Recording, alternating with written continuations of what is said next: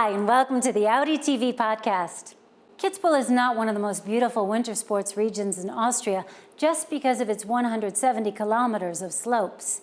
Its 76 hotels and over 6,000 beds are usually fully booked all winter long.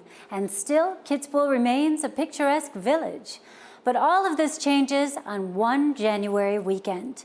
The Hahnenkamm race lures the best skiers in the world and their followers to this town of 8,000 every year, creating a bit of chaos. From 0 to 130 kilometers an hour in 8 seconds. Like racing cars, the downhill skiers accelerate towards the infamous mousetrap, featuring a maximum grade of 85%. The World Cup weekend in Kitzbühel is legendary, loved and feared by skiers alike. For weeks, the preparations for the 70th race on the Hahnenkamm have been underway, as no other race in the world attracts as much attention, and the myth of the legendary event grows stronger each year. Ja, das ist, sagen alle, die schwerste. Everyone says this is the most difficult ski race in the world. It's very demanding right from the start, through the mousetrap to the steep slope and the old glade, even if there are fairly even sections which you don't see on television. But it is really demanding on the skiers. You have to be very good, physically and technically strong. The access to the final jump, the left swing from the Hausberg edge, these are all spectacular sections to watch on television because you can see how steep the slopes really are. Accidents occasionally happen too, but that only adds to the worldwide fame of this ski race. Und deswegen glaube ich, ist diese Strecke, die Abfahrtstrecke, die eigentlich weltbekannt ist.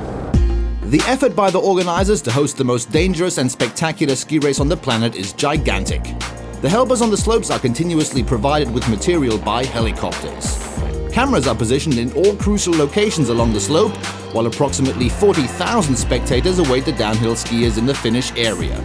Enormous grandstands are erected for the VIP guests. Die erste Fernsehübertragung kann ich mich noch gut erinnern. The first time it was televised in 1959, and 1 year later, Austrian television came here with their huge black and white cameras.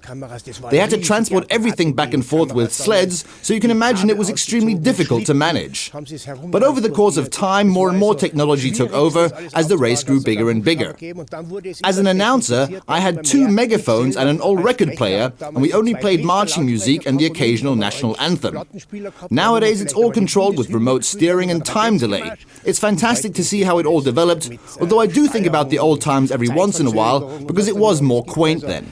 Toll, wie es sich entwickelt hat. Manchmal ist natürlich für mich so, dass ich ein bisschen an die alten Zeiten zurückdenke, weil es nicht mehr ganz so gemütlich ist. Last year, Michael Horn retired from his job as the announcer at the Hahnenkamm race after 45 years. A legend in his own right, his international announcements will be missed dearly by the fans. Mes amis français, bonjour à Kitzbühel, hello dear friends, and Forza Italia und so, das gefällt die Leute, wenn es international ist. People loved my announcements because I made them very international and therefore more interesting. Dann ist ein Bauernrennen. Also ich habe das wirklich ein bisschen aufgepusht. This year, the Streif features a work of art in the starting area.